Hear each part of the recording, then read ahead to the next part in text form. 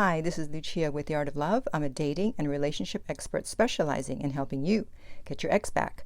And today I want to talk about what happens when you break no contact and you get your ex back, or you get back together with them.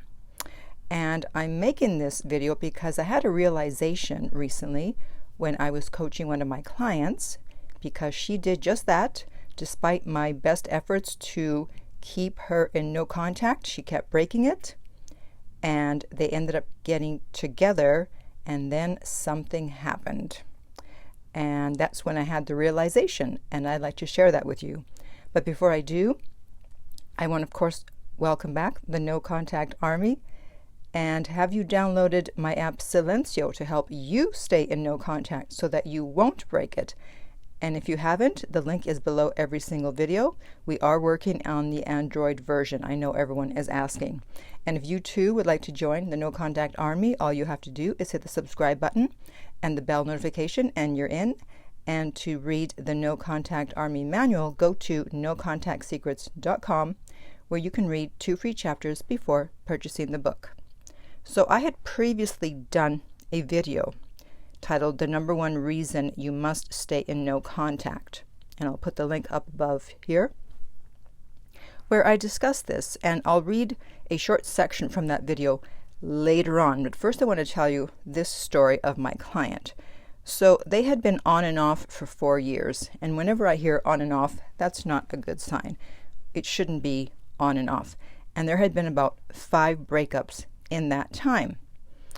And either he would then contact her to get back together or to start seeing each other, or she would contact him. And it was always her leaving and getting upset because he basically wanted a friends with benefits, and that wasn't enough for her. So she finally contacted me, but as I said, she wouldn't stay in no contact. And then I didn't hear from her for a while. She disappeared, so I knew something was up. You know, whenever a client disappears, it's like a child who normally makes noise when they're playing, and then all of a sudden they're quiet. It's like, all right, what are they up to? I better go check. And indeed, I'd heard from her on Valentine's Day, and she was upset because it was already evening and she had not heard from him, despite the fact that she had broken no contact a week earlier. They had gotten together, they had sex, and now she hadn't heard from him in 2 days. And so she asked if she should contact him.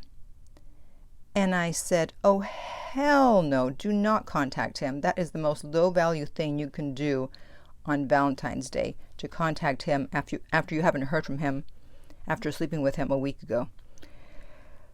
And they're an older couple, and so she said, well, you know, we don't have much time, and I just want him back. And that's when it hit me. It's like, even though you, quote unquote, get him back, or get him back into your life, I think that there's a differentiation there. Which version are you getting back? You want the original version. You want the version that had a high interest level. And by the way, if you want to know more about interest level, I highly recommend the book by my friend Doc Love. And that link is below every single video. Check it out. He's the one who came up with that concept of interest level. But when you contact your ex, you're showing them that you can't live without them. They kicked you out of their life, and you came crawling back, which means that you'll do anything to be with them, which makes you low value. So you're not getting the version you want. You're not getting the version that you had in the beginning when they were really into you, when they had a lot of interest in you. You're getting the modified version.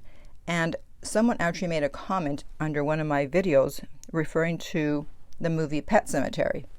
I hadn't seen that movie, so I checked into what the plot was, and it really does actually apply to breaking no contact, because basically the plot is that in this town there is a burial ground where if someone dies, or even a pet dies, if you bury them in that ground, they come back to life.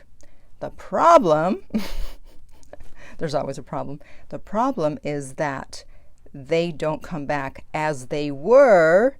they come back as an evil version of themselves. And that perfectly explains what happens when you've been broken up with and you break no contact and you get them back. What exactly are you getting back? You're not getting back who you thought you were getting back. You're getting back maybe not an evil version, but definitely a diluted version, a modified version, a version that's less interested. And thus you end up like this woman, upset on Valentine's Day because you contacted them, you had sex with them, you were in contact for a few days, and then they disappear. And so he eventually contacted her 2 days later, and she said that she was upset that she hadn't heard from him. And he said, "Oh, I hate Valentine's Day." Oh, by the way, they're British. That's my bad British accent. "I hate Valentine's Day. It reminds me of my divorce." Shut up. So being divorced didn't upset you so much that you couldn't have sex a week before, but it upset you to the point where you can't even contact this woman to say Happy Valentine's Day. That's just an excuse. So then we find out that actually his ex was still in the picture, and that explained everything. That explained the hot and cold behavior. You know, when someone is acting squirrely, and I don't know where that expression came from. I think it's kind of funny. People who don't understand what that means are probably thinking, what do you mean squirrely? Well, that's when someone stores nuts in their mouth. Just kidding. Just kidding. No, think of a squirrel. They're unpredictable. If you see them, you don't know if they're just going to freeze and stand there, or they're going to run into the street or run up a tree.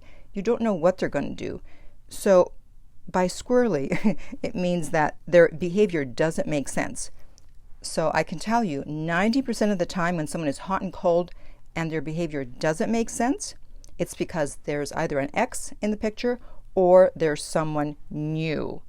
And the remaining 10%, it's because there's mental health issues. Maybe they have depression, anxiety, bipolar, whatever. And then maybe a small percentage of the time they're acting squirrely because they're planning a surprise party for you. But that rarely happens. So now I want to read a part of what the woman said in the video I mentioned earlier about the number one reason why you should stay in no contact, because she too could not stay in no contact. She had to find out the hard way what happens when you break it and get back with someone.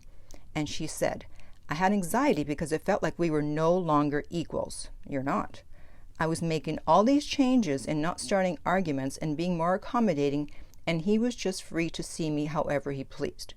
I think if I had waited for him to contact me after the breakup, he would have been more humble, and willing to see things from my side. Me calling him seemed to make him think it was an opportunity to make me do things his way." Well, that's what you're saying when you break no contact and get back with them. It's like, I can't live without you, and therefore I'm willing to do anything to be with you. He was not quite the same. Yeah, of course not. She got the Pet Sematary version. "I broke up with him because I couldn't shake my anxiety. He was not the guy I originally fell in love with." That's right. You got the low interest version. "Even though they miss you, the fact that you called first gives them the upper hand." Exactly. So my job, 90% of my job, whether with my clients or with you guys listening to these videos, is to convince you to stay in no contact no matter what, unless, of course, you cheated or you took your ex for granted, and to only respond if it's not a breadcrumb. So hopefully in listening to this, I've convinced you that you do not want the Pet Sematary version of your ex. No, you don't. You will not be happy. So I want to hear from you. Have you seen the Pet Sematary version of your ex? Did you contact them, or did you respond to a breadcrumb and then see a version that you weren't expecting? Let us know below. And in the meantime, if you would like my help to get your ex back, please go to theartoflove.net. The direct link is below, and we will send you the rates. If this video has been helpful, remember to like, subscribe, and share. If you're listening to a podcast, please rate and review. And finally, remember that love inspires, empowers, uplifts, and enlightens.